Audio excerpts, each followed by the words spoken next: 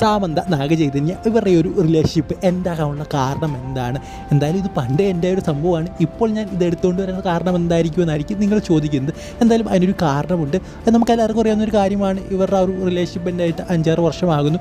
ഇത് എടുത്തു പറയേണ്ട ഒരു കാര്യം എന്ന് പറയുന്നത് എന്തുകൊണ്ട് ഇത് എൻഡായി, ഇതുവരെ ക്ലിയർ ആവാത്ത ഒരു സംഭവമാണ്. എന്തുകൊണ്ട് അവർ വേർപിരിഞ്ഞു എന്നുള്ളത് ഇതുവരെ ക്ലിയർ ആയിട്ടേ ഇല്ല. എന്തായാലും ഇവർ വേർപിരിയാനുള്ള ആ ഒരു കാരണം എന്താണെന്ന് ഫിലിം ജേർണലിസ്റ്റായ സുബൈർ ഇപ്പോൾ പറയുകയാണ്. അദ്ദേഹം പറയുന്നത് ഇങ്ങനെയാണ്. അതായത് സാമന്തയും അതുപോലെ തന്നെ നാഗചൈതന്യയും വിവാഹം കഴിച്ച സമയം എന്ന് പറയുന്നത് സാമന്തയുടെ പീക്ക് ടൈമിലായിരുന്നു. അതായത് അവർ സിനിമയിലൊക്കെ തിളങ്ങി നിൽക്കുന്ന ഒരു സമയം. അവർ വിവാഹം കഴിക്കുന്ന ടൈമിൽ തന്നെ നാഗചൈതന്യം ആവശ്യപ്പെട്ടിരുന്നു. അതായത് ഇപ്പോൾ കമ്മിറ്റ് ചെയ്തിരിക്കുന്ന എല്ലാ പ്രോജക്റ്റും ചെയ്തിട്ട് പിന്നെ ഒരു കുടുംബിനിയായി മാറാനാണ്, സിനിമയിലേക്കുള്ള ഫോക്കസ് കുറയ്ക്കാനാണ് നാഗചൈതന്യം നമ്മുടെ സാമന്തയോട് പറഞ്ഞത്. പക്ഷേ അതിന് സാമന്ത താല്പര്യപ്പെടുന്നുണ്ടായിരുന്നില്ല. അവർക്ക് വരുന്ന പ്രോജക്റ്റുകളെല്ലാം, അതായത് അത് കഴിഞ്ഞ് വരുന്ന പ്രോജക്റ്റുകളെല്ലാം സാമന്ത ഏറ്റെടുക്കുന്നുണ്ടായിരുന്നു.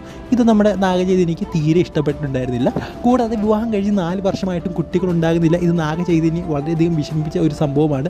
അതായത് അദ്ദേഹത്തിന് ഒരു തലമുറക്കാരൻ ഉണ്ടാകണമെന്ന് അദ്ദേഹം വളരെയധികം ആവശ്യപ്പെട്ടിരുന്നൊരു വ്യക്തിയാണ്. സോ അതുകൊണ്ട് തന്നെ 4 വർഷമായിട്ട് കുട്ടികൾ ഉണ്ടാകാത്തതുകൊണ്ട്, അതായത് കുട്ടികൾ ഉണ്ടാകാത്തതും ഒരു കാരണമാണ് എന്നാണ് പറഞ്ഞു കേൾക്കുന്നത്. എന്തായാലും ഇരുവരും അവരുടെ കരിയറിൻ്റെ നല്ല ഭാഗത്തിലൂടെയാണ് ഇപ്പോൾ പോയിക്കൊണ്ടിരിക്കുന്നത്. സാമന്തയ്ക്ക് ചെറിയ അസുഖങ്ങളൊക്കെ ഉണ്ടായിരുന്നു. എന്തായാലും അതിനെയൊക്കെ അതിജീവിച്ച് അവർ വളരെ മികച്ച രീതിയിൽ മുന്നോട്ട് പോയിക്കൊണ്ടേ ഇരിക്കുകയാണ്. സോ ഈ ഒരു വീഡിയോത്തിൽ നിങ്ങൾക്ക് ഇഷ്ടപ്പെട്ടെങ്കിൽ തീർച്ചയായിട്ടും ലൈക്ക്, സബ്സ്ക്രൈബ് ചെയ്യുക. അടുത്ത വീഡിയോയിൽ കാണുന്നവരെ ഗുഡ് ബൈ.